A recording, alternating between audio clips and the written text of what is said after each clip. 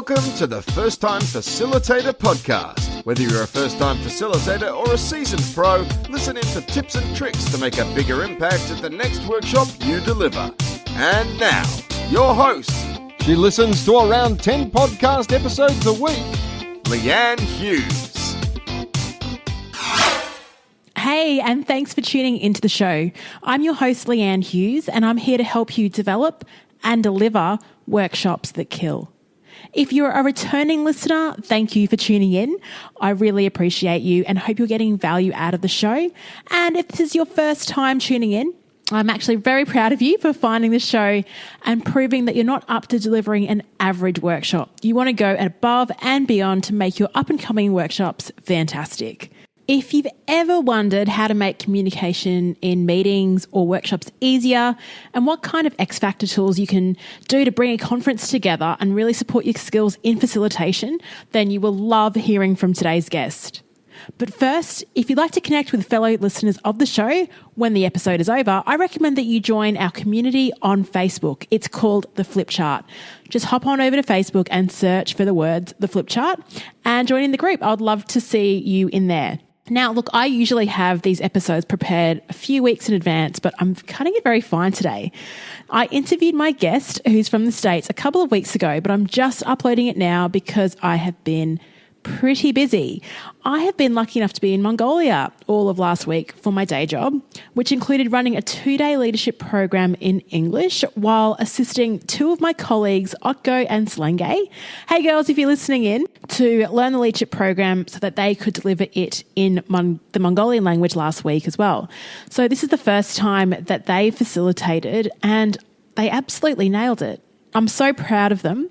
The way their confidence just grew over the week was incredibly impressive. And I guess it just really reinforced why I do what I do. Just a tremendous week. And if you're on Instagram, you can see some of my awesome animal selfies. I got some really cool photos taken with an eagle. And I also had a group of camels photobomb one of my selfies, which was hilarious. And you can find those on my personal Instagram account at Leanne Hughes. Okay, now on to today's guest. His name is Matteo Becchi, and he's based in Washington, D.C. He was recommended by Aminata N'Doye, one of the original listeners of the show, who's based in Canada. Now, she met Matteo when he was the chair for the 2018 Organisational Development Network Conference. He discovered visual facilitation and graphic recording about 4 years ago, and he uses it for strategic planning meetings with clients and to help move them to where they need to go next.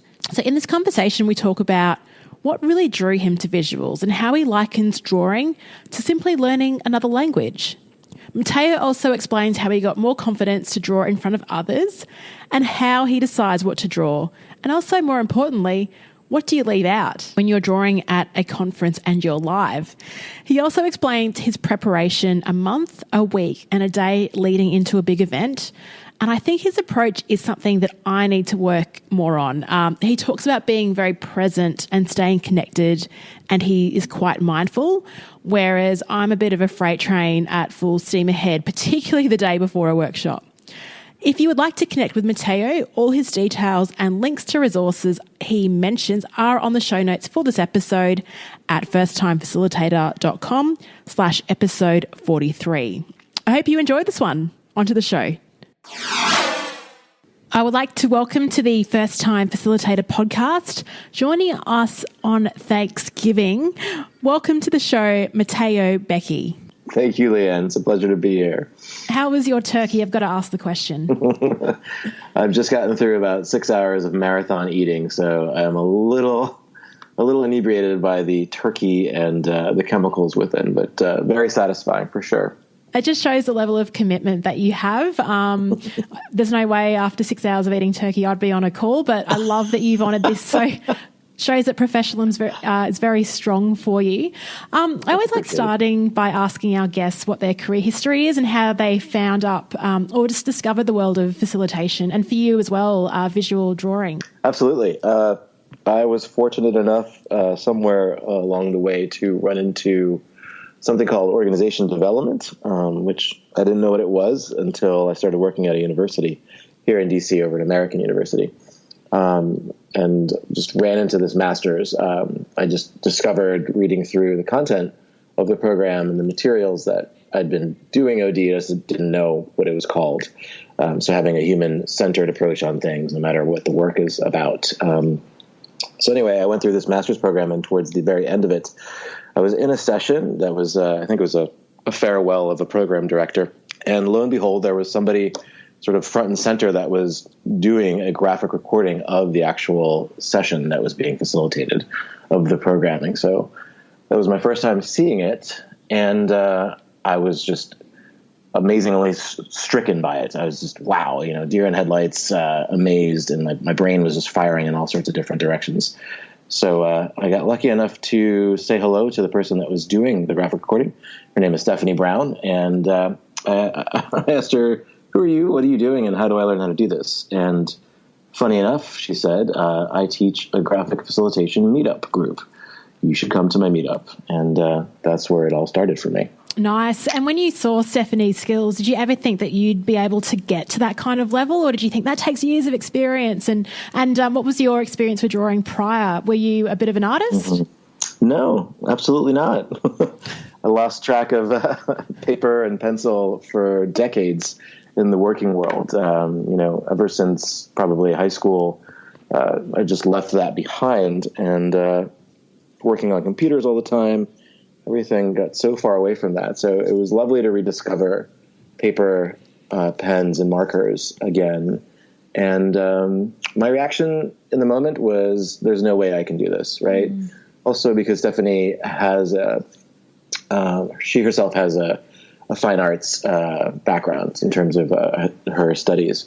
So the way her stuff manifests is really amazing in terms of composition and what she can create with these visual metaphors.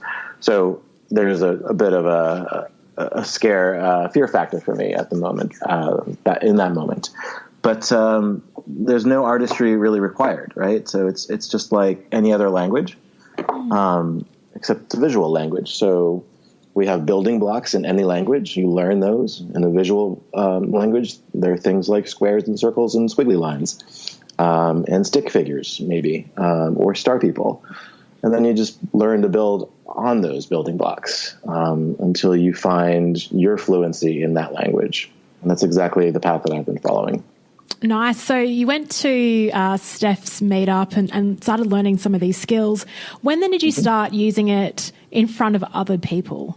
Indeed. Well, the meetups were a great opportunity for that. So they provided a safe space to stand up at a wall in front of a bunch of people, which is a pretty scary thing those first few times, or maybe the first few dozen times. That's a great opportunity there. And we strongly recommend in the practice in the field to volunteer as much as possible. That's the greatest way to get into this. So providing your graphic recording services to whoever accepts them free of charge. So for me, that was being in Washington, D.C. in the States here. There are a lot of nonprofits and organizations, a lot of movements that are assembling constantly. And so there's no shortage of opportunity to jump in as a pro bono graphic recorder. Yeah, that's actually a really great idea of getting time on your feet or time with the pen in front of others.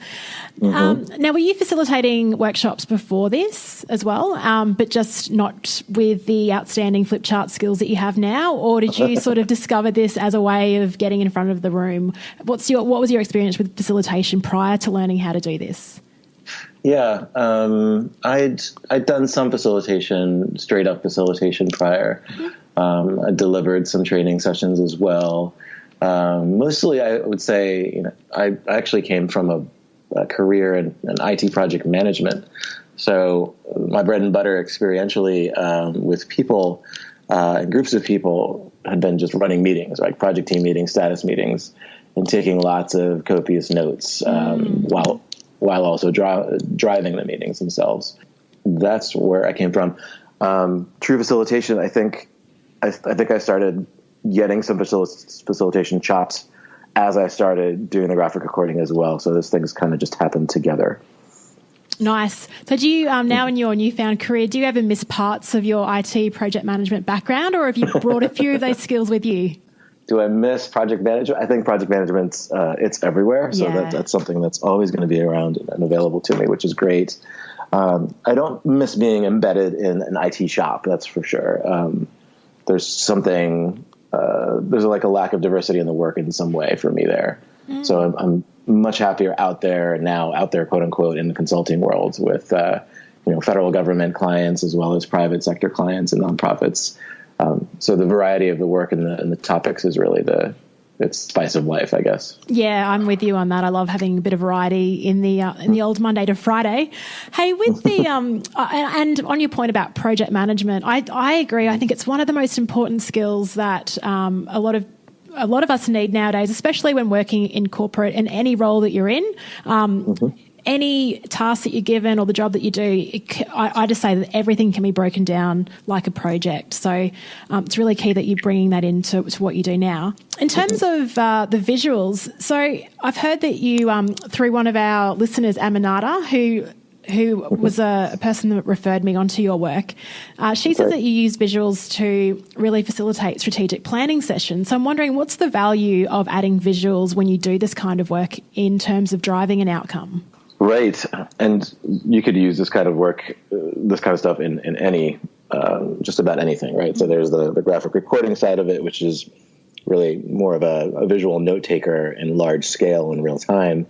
That's one type of service that you can provide. And then there's graphic facilitation itself. If you think of someone like David Sibbett and thegrove.com, where you're using visual maps, right? Templates to then actually drive the content with the group. Things like learning styles come up for me.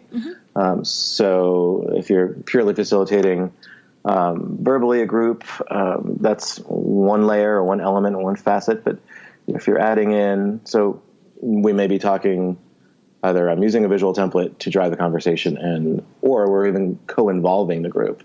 So there's a co-creation factor there. There's a kinesthetic factor there where they're actually using their hands to co-create something together.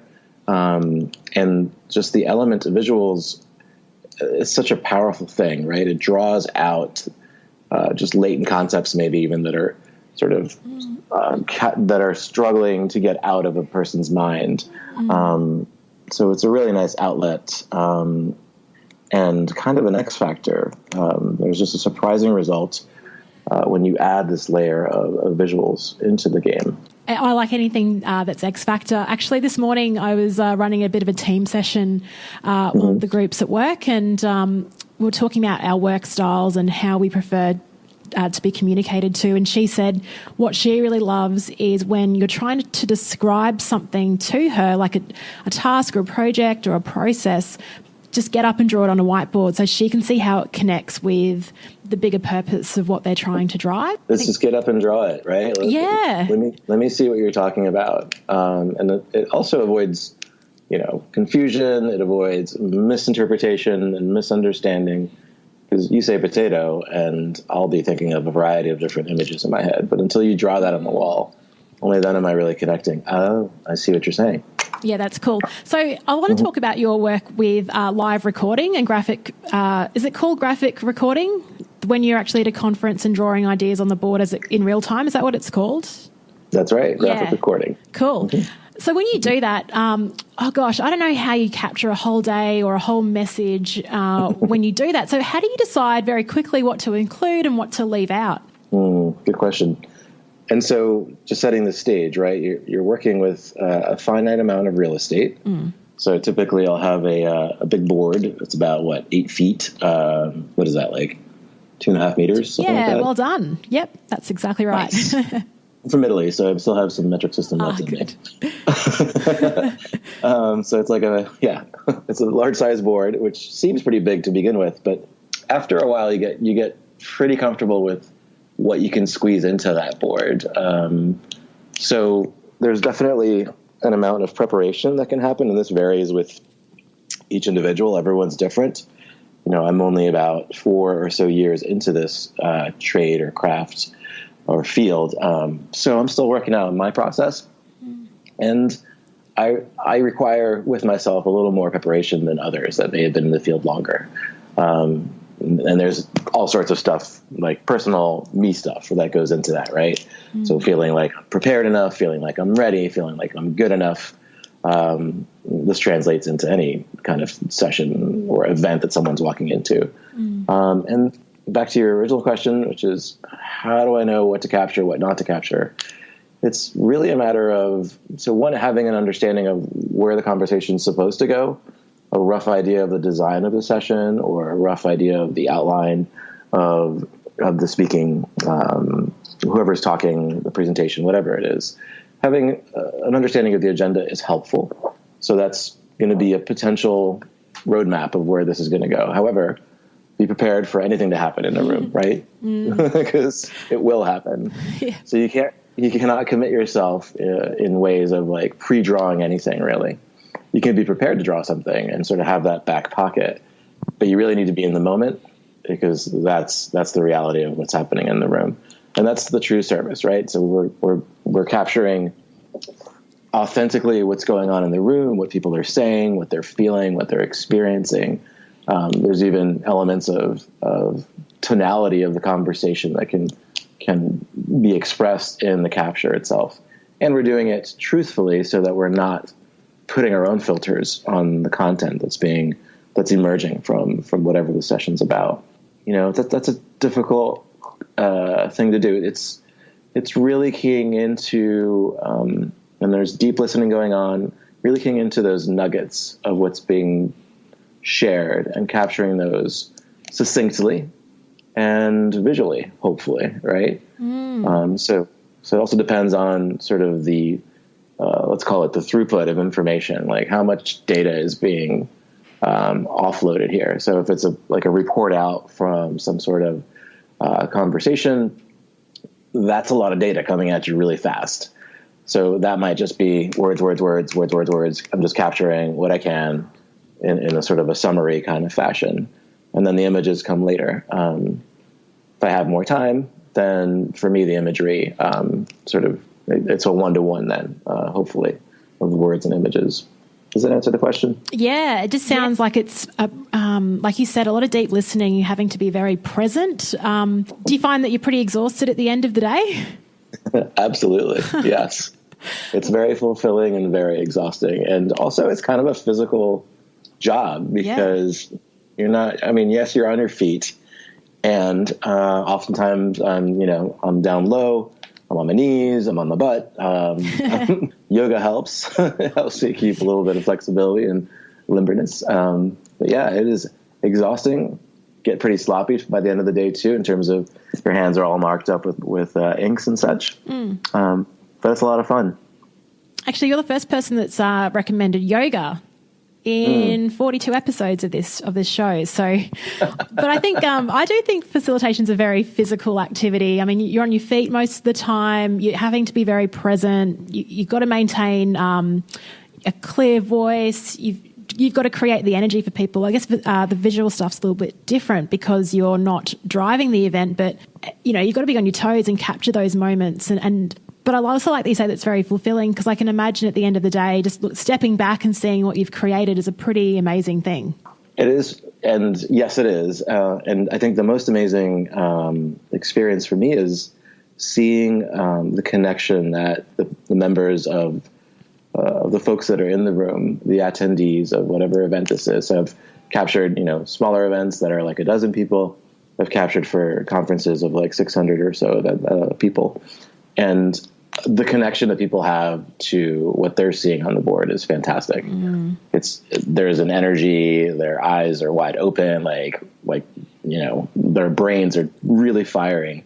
And there's an element of connection for them. There's connection in terms of what they're seeing, but also connection of concepts. So they're seeing things that they otherwise would only be hearing, right? So now they're making all sorts of different connections based off of that. And it's all their stuff, right? I'm just translating it, putting it up on paper, and it's very powerful. It is very powerful. One of my one of the listeners of this show, her name's Steph Clark, and she's learning this. She's very new to it, but she drew she graphically recorded a podcast episode that I did on, I think it was the strengths of superhero facilitators, and she drew it, and it was like, oh my gosh, it's just a huge compliment for someone to do that. But then you see what she actually took away, what key points under each item, and how they were just drawn together. It really, without even listening to the episode, you could just look at that and understand what it was all about. It was incredibly powerful. Now, in your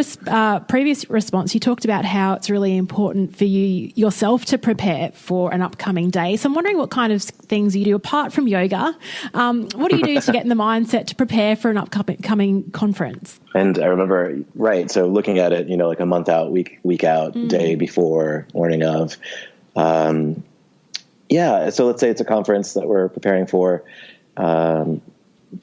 So a few weeks out, I'll definitely want to grab a hold of whatever the agenda is, list of speakers, list of topics. Who are they? What are they going to talk about? And then if I can actually get a hold of the actual speakers themselves, and this is literally from Steph Brown, who I mentioned before, what is the story arc that they're about to unveil for this group?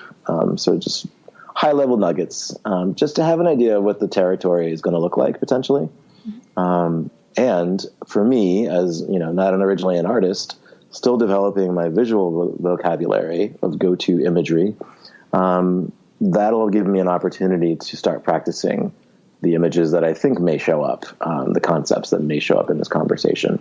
So that's literally even just Google image searching, the winds of change, or I don't know, the waves. What might waves look like, and how can I easily and quickly draw them? Because there's also, time doesn't stop. The content keeps on coming.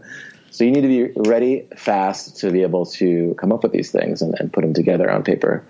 So that's part of the sort of prep background work. I'll have an idea of layout and general idea of like what sections of the agenda I might be able to squeeze onto one page and where. And there's also, relationships to one another. So what's the flow that I'd like to potentially draw out in this thing? And is it multiple pages? So then there's also the mechanics of how do I quickly swap out one 4x8 giant board without, how do I reload quickly, basically, so that I can keep on capturing. So figuring out the logistics is helpful, so that you're not worrying about it when you're in the moment and in the work.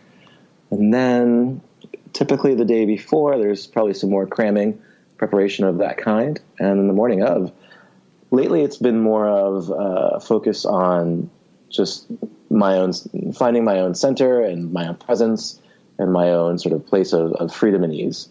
And so that'll mean doing some yoga in the morning, some meditation for sure, and trying to maintain that just calm, cool, and collective state so that I can be sort of in a growth mindset, secure, feeling powerful, and ready to go. And that will allow me to really be present to absorb the content and be able to transpose that properly. Nice. And how long have you been using meditation? Has it been part of a morning routine for you for a while, or? Yeah, it's been something that I discovered, I don't know, I think I started doing it more seriously probably in the last 2 years. But yeah, it's definitely a helpful thing to really quiet down the noise in the mind and get to that place of peace. Again, I'm just a vehicle at this point, right? So the clearer I am, the more calm I am, I think the better of a service I'm going to provide to the client. Yeah, no, that's really good advice. Hey, so this type of work would take you to some pretty amazing locations, I'd imagine. Have you? What's a really cool venue, city, location that you've worked at? Yeah, it just actually came up right now for me. I was racking my brain earlier trying to think of it. Because the usual conferences tend to end up in the same spots like Vegas or areas like that, which are not necessarily the most exciting, especially if you've been there already. Oh, yeah, for someone like me in Australia, Vegas is very exciting. Well, you should come to the OD Network conference in 2019 because we're hosting it over there. Excellent. We hope to see you there, and we can meet in person. I think the most exciting place I've been so far for this kind of work was Trinidad and Tobago in the Southern Caribbean. Yeah. Ex-professor of mine, Lennox Joseph, who's a friend and colleague now, which is amazing. He's from there originally and tends to do some work there every once in a while. So after I graduated, soon after I got a call from him and a long story. I'll make it really short. Yada, yada, yada. I was able to do a gig. It was actually a combination of an organization development consulting gig, which then was like 2 days of interviews and data gathering, right?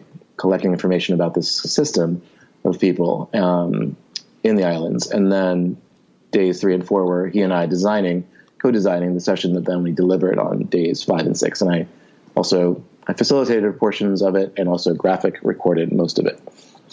The setting was just amazing. Oh, I can imagine. It was bittersweet too, because we were inside in the conference center and we were in, it was just paradise outside. Oh, that's what I don't get sometimes. I kind of struggle with, okay, we're going to book this amazing conference location, but we're going to be indoors from 8 till 6. So yeah, it's terrible. Yeah, it is. I would love to start, I don't know, just negotiating that and going, look, if we're in a great location, let's use it. Like, let's get outside. Absolutely. Or, use the environment. It'll get everyone excited. I've got this sort of Facebook group for the first time facilitator community, and I've got a few facilitators uploading photos of where they've been facilitating recently, and yeah, just some beaut spots around the world. So, but no one's mentioned Trinidad yet. I'm actually, excellent. I'm off to Mongolia tomorrow to run some workshops. Wow. Yeah, but it's negative 24 degrees, so I think we'll be staying inside. Definitely. Before you mentioned, amazing. Yeah, it's going to be pretty cool. Oh, literally, it will be cool. You mentioned that you presented at the OD Network conference, and that's happening in Vegas next year. But you were the chair of that conference this year, so I've got to ask, there's a bit of pressure there because you're facilitating conversations with fellow facilitators. So were they a bit of a tough crowd, or how did you go getting prepared for that and being the chair at that event? Sure. Right, I was the chair of the conference for the OD Network this past year, which just happened to be here in DC, so that worked out really well. And I've been involved with this network's conference for the last 3 years in a row. So I have to say that this year there was more of a comfort element that I didn't have before, just because of the build-up and the time spent. So as we approached the conference, and we've been working on planning this and designing this and preparing for it for this past year, it's just about showtime now, and the conference was only days away. I realized that I had an opportunity to not just, so as chair, you have the opportunity to be an MC for the events, right? So jumping up on stage and introducing a variety of different special people, right? Keynotes, etc. And so I figured, since I wasn't able to secure some volunteer graphic recorders, I had an opportunity to do that as well. So I decided to do double duty. Whoa! That's it's like, why not? Let's try it out. What's the worst that could happen? It's always a good idea at the time, isn't it? And you're like, why did I say that? Yeah, I was nowhere near as secure as I sounded just now back then.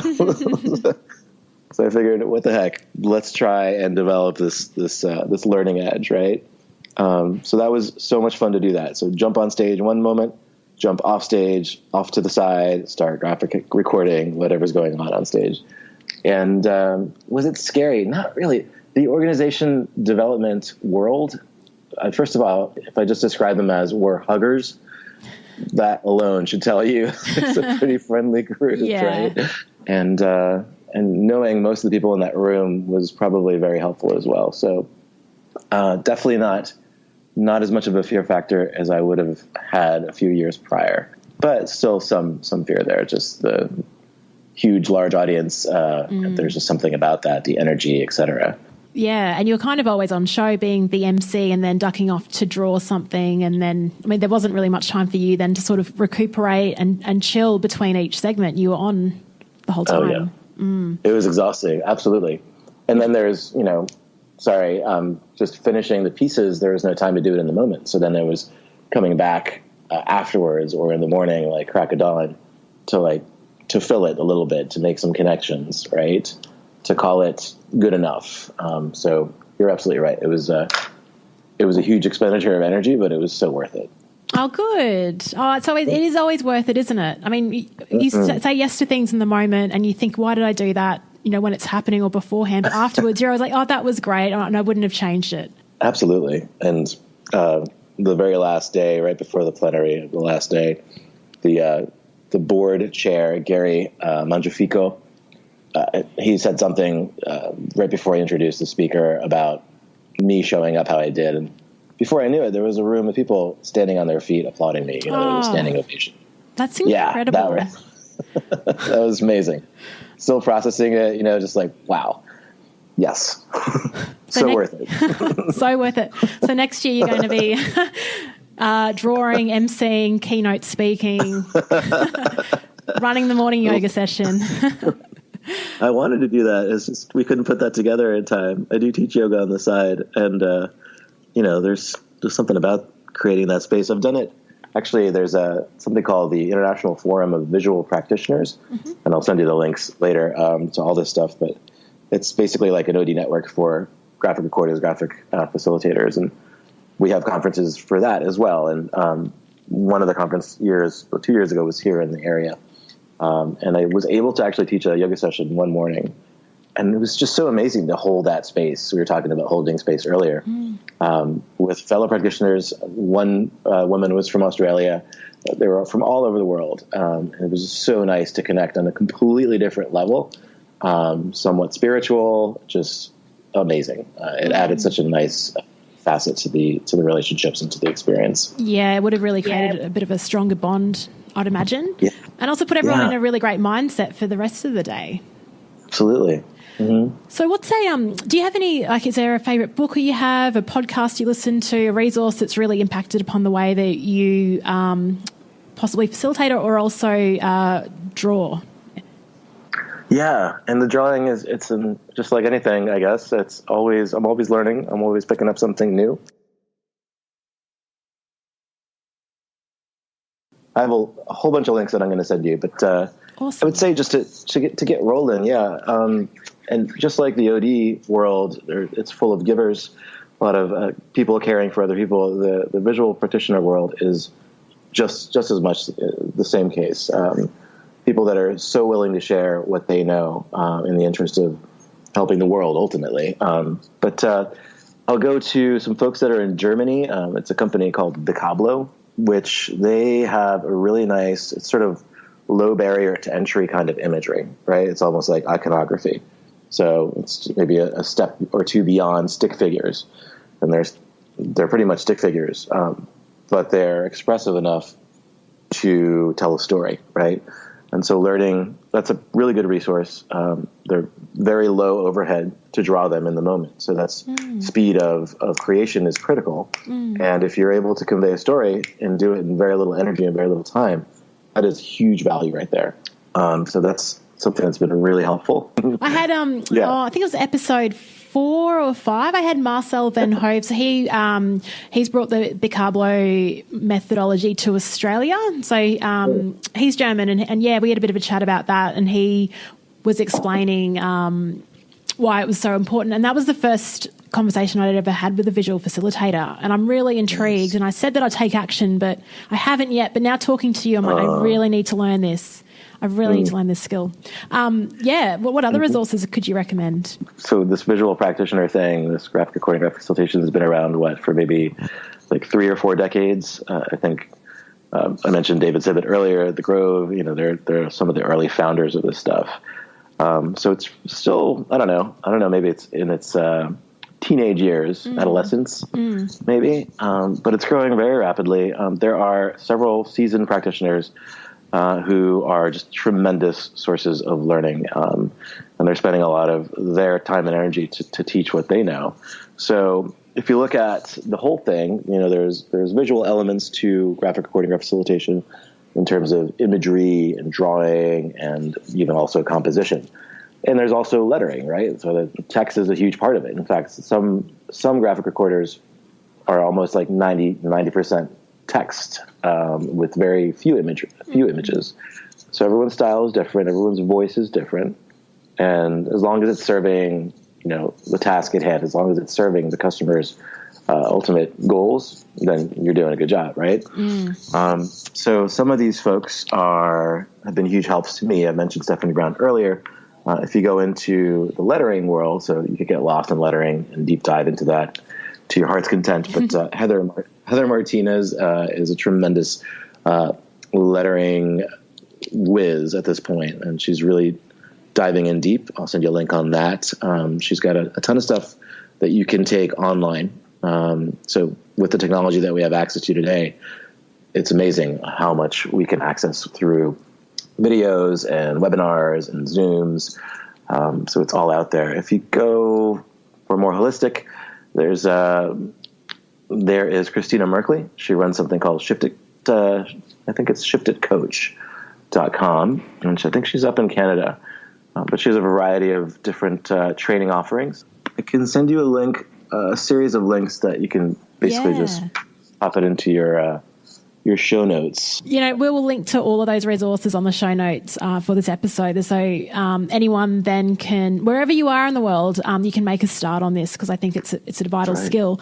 So if you do have any advice for first-time facilitators, for yourself possibly when you were entering this 4 or 5 years ago, or even entering the OD world, what advice would you give yourself or to those starting out to the game? So learning to be okay with not being able to erase. In other words, that's good, right? It's pretty much permanent. Like whatever's up there is up there.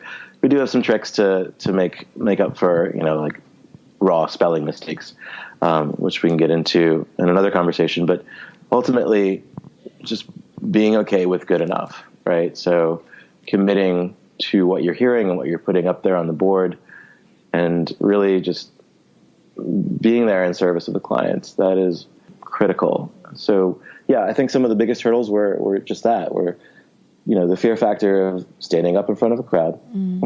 Also, because when you're not the actual person facilitating the conversation, you're this other person.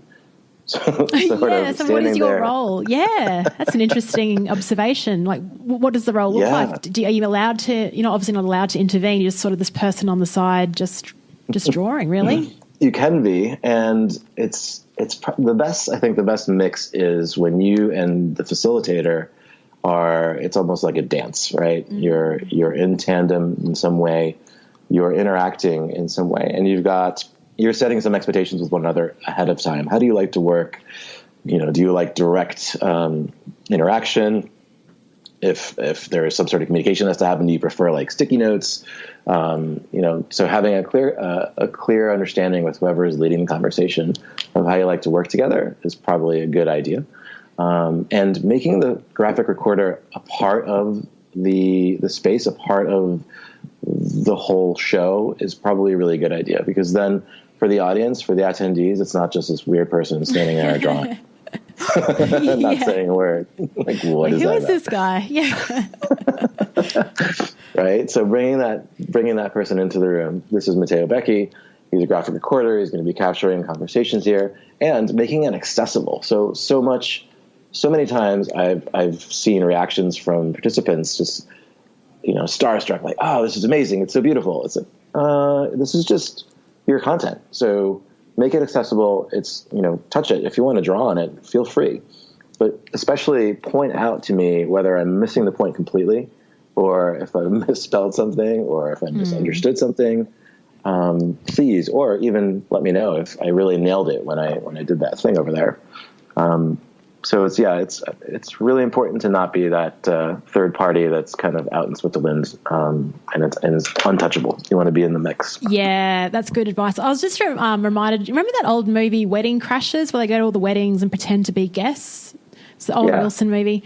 I was thinking, wouldn't it be funny just to crash conferences, but as the graphic recorder? So you could just invite yourself to like really important negotiations and just have a whiteboard and walk in pretending that you're meant to be there. And I don't know, someone might go, oh, I'm sure someone organised that guy, but really you've turned up uninvited. That'd be kind of cool. It'll get you. That'd be a lot of fun. Yeah, it would be. Good YouTube video. Hey, thank you so much for everything that you've spoken through. And again, it's just only reiterated how important the visual skill is, and that it's not impossible. If you don't know how to draw, it's a system. It's like learning a new language. I really loved that analogy. If people want to sort of find out more about what you do, see some of your work, where can they find and connect with you? Absolutely. I do have a website out there, although I haven't touched it in a while. So it's just my full name.com, MatteoBecchi.com, and we'll put that in the show notes as well. And also I can provide an email address as well. So that's the best way to reach me. Perfect. Thank you, Matteo. And we'll link to your email and all your contact details and LinkedIn from the show notes. So thanks again. Sure. Joining us on Thanksgiving is no small feat, so I really appreciate that. And I'm sure our listeners will too. And thanks for inspiring us to pick up the pen and get to a flip chart and whiteboard right next to us. So thanks, Matteo. Absolutely. My pleasure, Leanne. Thanks for having me. Thank you for tuning into the First Time Facilitator podcast. I hope this has been really useful for you. If you'd like to stay connected to the show, make it easy for yourself and just hit that subscribe button in your podcast player of choice. And if you'd like to join a community of fellow first-time facilitators, sign up by visiting Facebook and search for the words The Flip Chart, and we will see you in there.